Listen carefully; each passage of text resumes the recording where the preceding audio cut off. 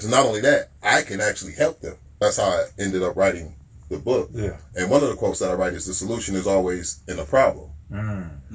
Right? The solution is always in the problem, but the problem is being able to identify what the real problem is. Yeah. Most people don't have the courage, or they focus on the leaves and not the root. Yeah. You know what I mean? They're not really Put a ready to Band-Aid on a identify broken that. leg. Right. Absolutely. Yeah. And when you remove a Band-Aid, there's still going to be a scar. Yeah.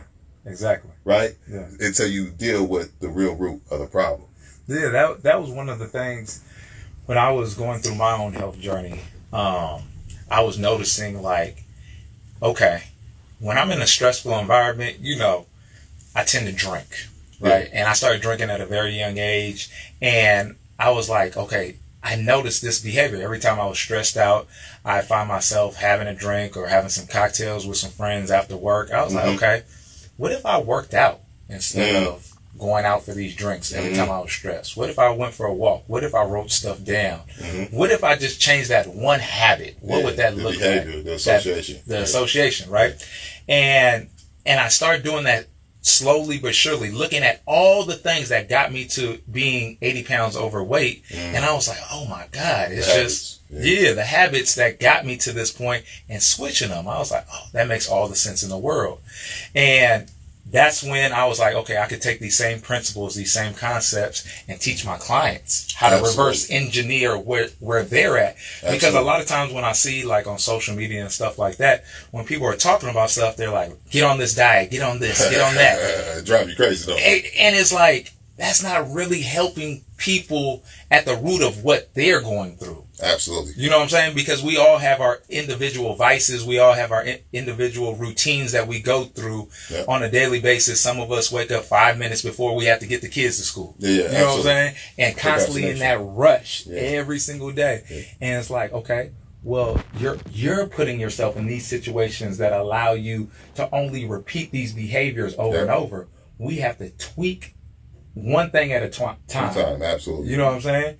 So, with you working with your clients, what's like the number one thing when you see somebody you start with? Like, what's the step that you're like, okay, you know, I don't want to overwhelm you, but we're gonna work on this one. We're gonna focus on this one issue, and then we're gonna build off of that. Yeah. Well, first, the reason why you see a lot of people selling diets and 30-day challenges and all that is because they don't care about somebody actually really making a lifestyle change. Yeah. They care about changing their lifestyle by way of monetary gain. Yeah. They're just looking to make some money. Yeah. Long story short, it's their hustle. And if they have figured out that they look good enough to be in this hustle, then that's exactly what they're going to do. They're going to hustle. Yeah. Those people are mostly in the way, but it's also a beautiful thing. Because when I get someone that was bamboozled by one of those individuals, it makes what I do even better. Yeah. Right? So I appreciate the fact when somebody comes in to me that was once out there, but there's a lot more work to do because they believe now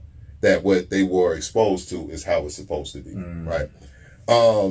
But your question was if what I do when people first come in. Like the number one thing is like, instead of saying like, oh, we have to change everything today, right? Yeah. Because a lot of times, people feel like it's all or nothing, right? Yeah. Sometimes I gotta eat this way. If I'm not eating this way, then I'm not doing it right. And sometimes that's overwhelming. And a lot of people can't continue that lifestyle. So what are some of the things that you talk to your clients about? Some of the first things I want to look at, it's actually a tryout for me and for them. I'm trying them out. Yeah. Just like they're coming to try out my services. Right. So the first thing is coachability. The first thing I want to see is if this individual is actually coachable. Yeah. Right? Because I know that I'm coming in because my brand, my brand is attached to what I'm doing. Exactly. Right? And that's bigger than everything.